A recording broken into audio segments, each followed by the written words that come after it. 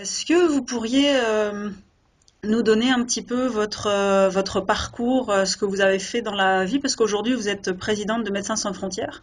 Mais comment est-ce que vous êtes arrivée là depuis, on va dire, depuis votre jeunesse? Moi, j'ai grandi en banlieue de Québec et je crois que comme tout bon adolescent, j'ai j'ai été en quête de sens dans ma vie. Et donc, quand j'étais adolescente, j'ai lu plusieurs livres et j'ai lu, entre autres, je me rappelle distinctement, j'ai lu un livre sur un médecin qui travaillait dans les pays en guerre, qui s'appelait La paix dans le monde.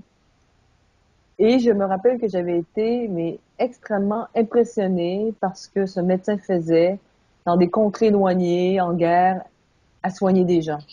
Et ça, je m'avais dit, waouh, c'est vraiment cool. Et peut-être qu'un jour, moi, j'aimerais vraiment, vraiment faire ça. Ce livre-là, je l'avais loué dans une bibliothèque.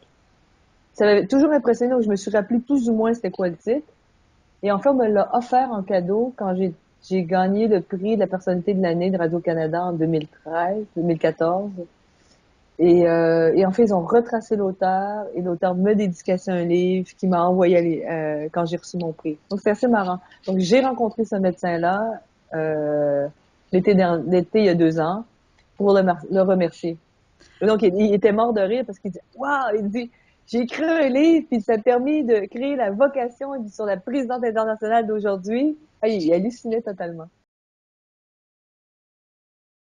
Je suis partie l'été suivant avec Carrefour Canadien International pour un séjour en Afrique.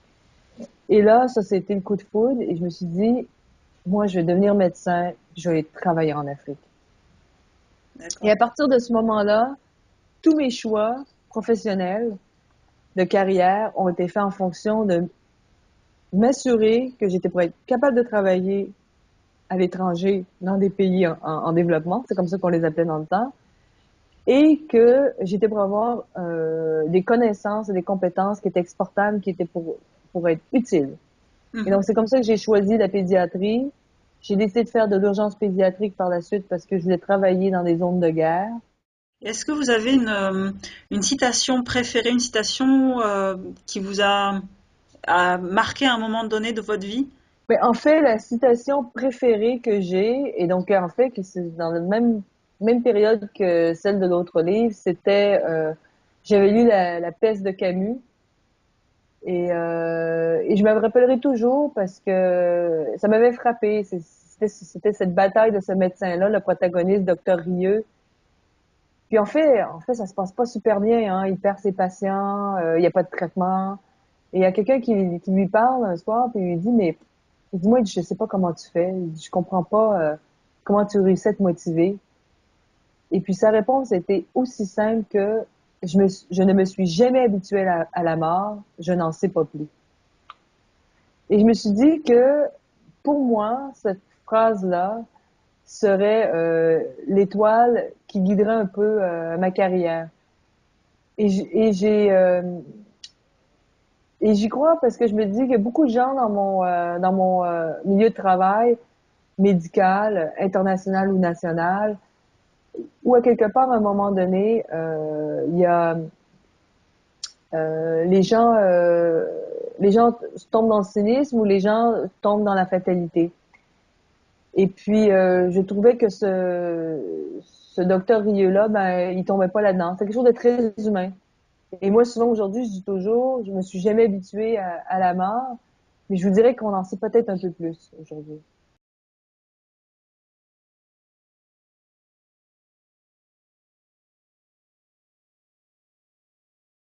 Ils ne savaient pas que c'était impossible, alors ils l'ont fait. De Mark Twain. Moi, j'aime beaucoup cette citation-là. C'est une de mes citations préférées. Et la raison pour laquelle je l'aime beaucoup, c'est que je crois que souvent, les gens se mettent des freins parce qu'ils se sont fait une projection mentale que c'était pas pour être possible. Et donc, là est tout le souci. Et je vous dirais que ce que j'aime par rapport à l'organisation dans laquelle je suis aujourd'hui, Médecins sans frontières, je vous dirais que En fait, la citation de Mark Twain, ça prend un peu d'inconscience, un peu de culot euh, pour pouvoir l'incarner. Euh, et nous, on le fait régulièrement parce que comme organisation, moi, je parle, si si je recule dans les années 90, quand on était au pic de la crise, en sachant qu'elle n'est pas terminée, du VIH-Sida, et que les patients n'avaient pas accès aux médicaments, et que nous, on est partis en croisade contre les compagnies pharmaceutiques, et qu'on a fait la bataille pour l'accès au générique. Et tout le monde nous regardait au début, on dit, mais vous êtes vraiment drôle hein, quand même. Et donc, nous, c'était tout un apprentissage.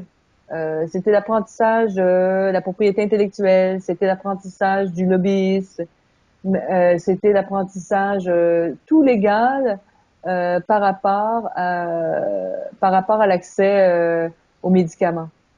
Mais la réalité, c'est que on a réussi à donner l'accès au générique et de passer du prix de 14 à 15 000 dollars par année à moins de 200 dollars pour les antirétroviraux. Donc, donc c'est pour ça que moi j'aime bien de dire des fois qu'on part vraiment dans des batailles et honnêtement on perd perdant au début. Il faut pas s'arrêter. Moi, je me rappelle quand j'ai postulé à la présidence internationale, puis on était là à la blague, on regardait les constituants, puis on regardait les gens possiblement qui votaient pour moi. Puis sur tous les constituants, j'avais moins de 10% des votes.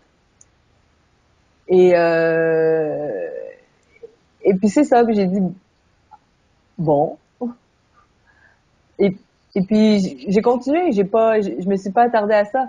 Je pense que si je m'étais attardée à ça, je crois que j'aurais pas fait campagne, puis je serais pas présidente aujourd'hui. Hmm. Donc pour moi c'est ça que j'aime par rapport à cette citation-là, c'est vraiment de pas s'accrocher sur les apparences du début. Et justement, qu'est-ce que vous pensez que vous, personnellement, vous apportez dans le milieu où vous travaillez à Médecins sans frontières ou en général, quelle est votre touche personnelle que vous apportez là où vous travaillez? Les gens me disent souvent ah oui vous vraiment vous êtes cash. Euh, vous êtes d'une authenticité qu'on ne peut pas challenger.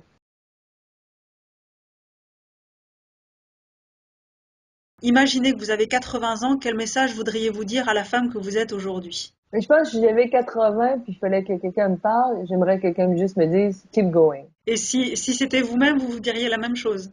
Ouais, parce que je veux dire, je trouve juste que mon boulot il est passionnant, mais il y a des moments que comme mes copains disent, mes copains français disent, il y a des grands moments de solitude.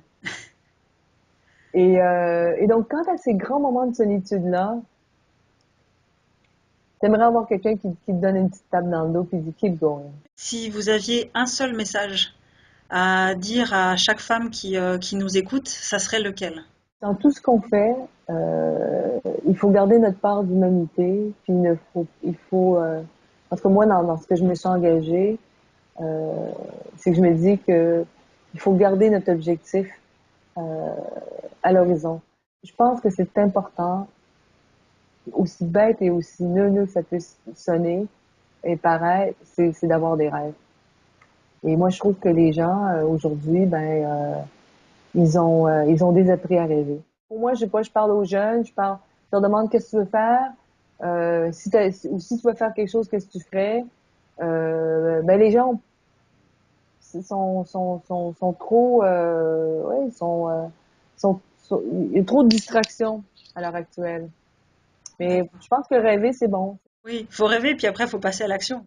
Je crois que de l'action sans objectif est aussi néfaste que de rêve sans action. Puis ça, c'est quand je suis positive. Puis si j'étais plus négative, j'aurais plus une note à la Stéphane Hessel de garder sa capacité de s'indigner par rapport aux choses qu'on considère anormales. Si je retiens bien en fait ce que vous dites, faut déjà d'une part garder sa capacité à rêver, et la deuxième, c'est garder sa capacité à s'indigner pour pouvoir s'engager ensuite dans des choses qu'on trouve pas normales. Bah, merci beaucoup, Joanne. C'est vraiment très gentil à vous d'avoir accepté de faire cette interview. Et puis, on va souhaiter une bonne journée à tous ceux et toutes celles qui nous regardent. Ouais. Bonne Je vous journée. remercie. Au revoir.